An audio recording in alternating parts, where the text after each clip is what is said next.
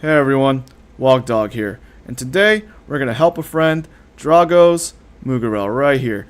I might have said your name wrong, but if I did, my bad, but this episode is for you.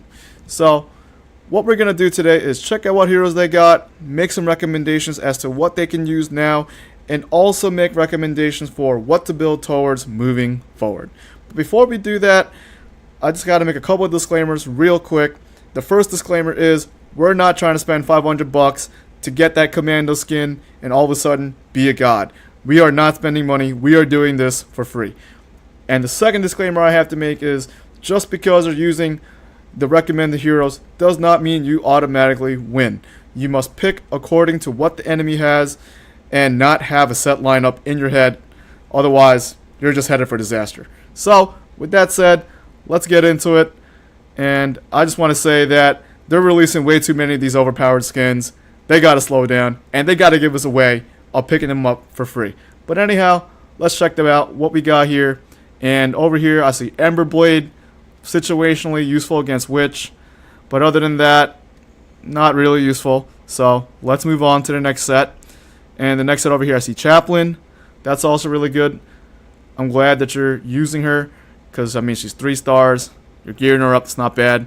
And then Death Mage is also a pretty good damage dealer, assuming there's no anti-heal, which would involve Halberd Master, Divine Knight, Bloody Earl, and Trigger.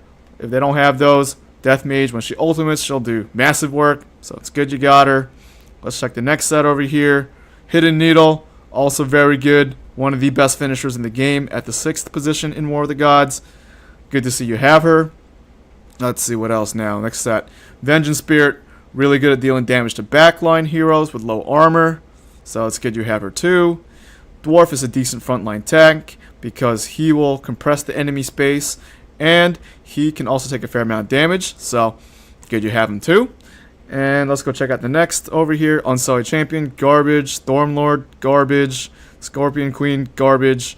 Ancient Protector is situationally useful if they have a lot of frontline.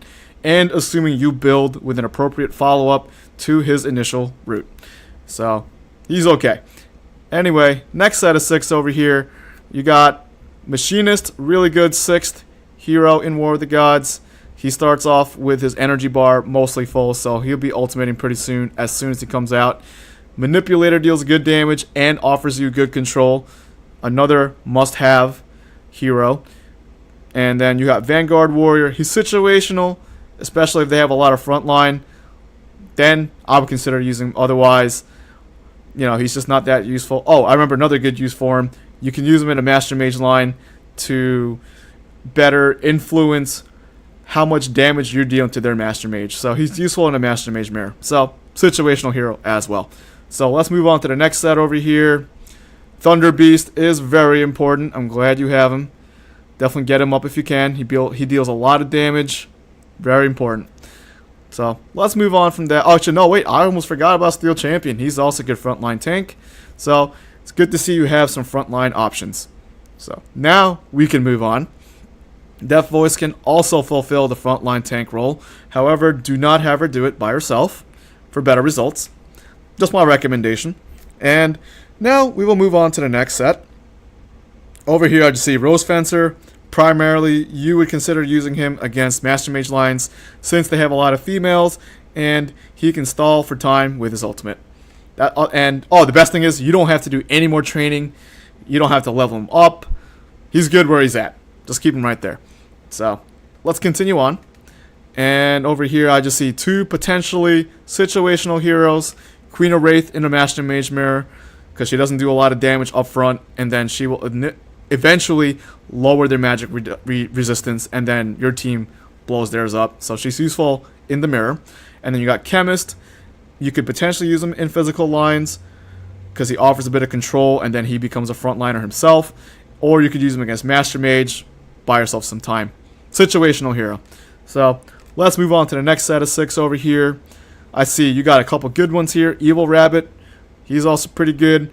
He's in the Crusade shop. So you could think about him. He pulls people out of position, and hopefully you can follow up with that and kill whoever he pulls. He's useful.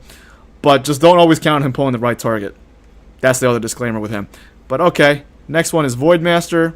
Very solid hero. If they have no direction changing heroes like Turtle Fighter or Skeleton Mage, he's going to do mad work. I also recommend him. You can also use him at 3 stars. Mine's also 3 stars. I want to get him max too. But anyhow, then there's Cross Knight.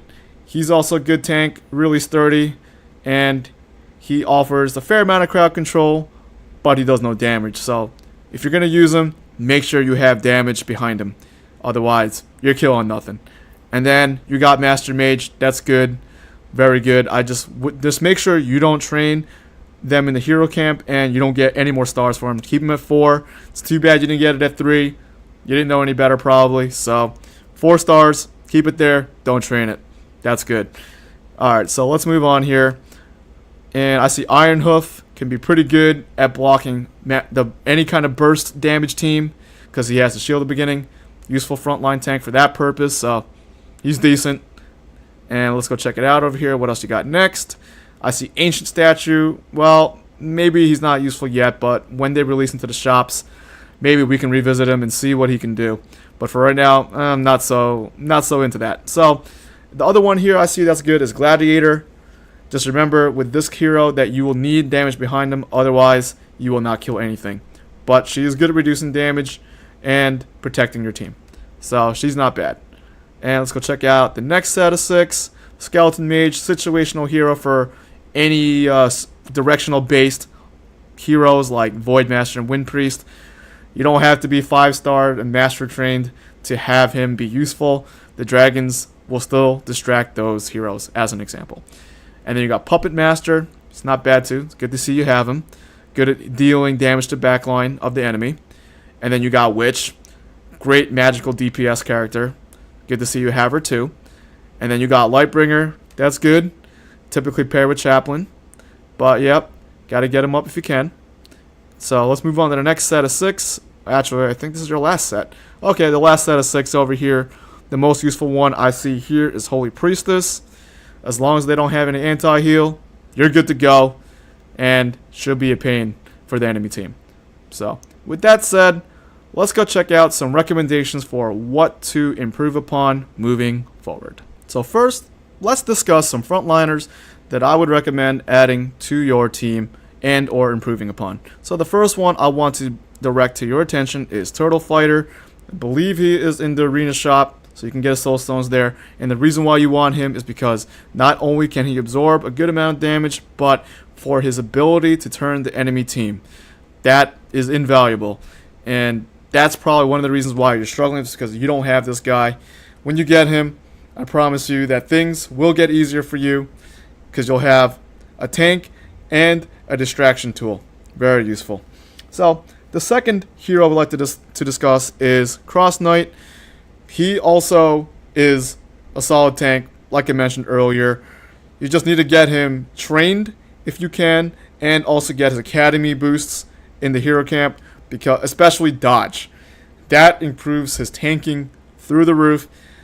That's assuming that you want to grind it out in hero camp. Solid tank all around. And then the third one I want to recommend to you is Divine Knight. As I looked through your roster, I noticed you had no way of dealing with healing. And Divine Knight does solve that problem quite well. If I remember correctly, he's in the guild shop, and you can pick up his soul stones. He'll do quite well for you, but just keep in mind he is not a tank. He needs someone else in front of him, otherwise he will die fairly quickly. So, with that said, let us move on to the mid-liners that I would like to recommend for you. And at the top of the list is Master Mage. I would presume you're not level 90 yet, but once you are level 90, be sure to get her legendary skill ASAP, because having Master Mage in your roster provides you many more weapons that you can use in War of the Gods. And in fact, you have to get her. Absolutely must get her once you hit level 90. Start that legendary skill quest and don't stop till it's done. So that's the end of Master Mage. The second one I want to recommend is Magic Breaker. So I see that you have some 5-star heroes. So basically what you want to do is, if you have any of those excess soul stones, try and get Magic Breaker because she is such an important hero in War of the Gods. There are so many crowd control effects that are out there right now that unfortunately you don't have Magic Breaker, so if they show up, they pretty much get a free win on you. So even if you only get her at 1 star, just even having her in your roster dramatically improves your chances to win against all the overpowered things that are out there, like Ninetail Fox, what's it called? Dope King with the skin, the Santa skin. That's also really annoying. And Witch with the skin, also really annoying. You get my point. Basically, like, it just gives you more options to deal with all these crowd control, powerful effects that are out there in the game right now. That was a small example of what it will stop.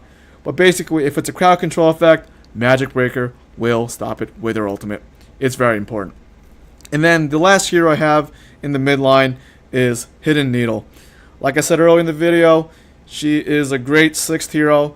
She does a lot of damage, especially if you use her at 6th. That's pretty much how I like to use her. You can also use her in the main line, but primarily I would recommend using her out of the 6th position. Great finisher. So that's the end for the midliners. Now I want to direct your attention to the backliners. Absolutely, positively must get Sorceress. I know it's a pain because on server 91, they're probably in the guild tournament shop, and that's not easy to come by, but you must get Sorceress. This hero, ever since her inception, has been a force to be reckoned with. She does a lot of damage.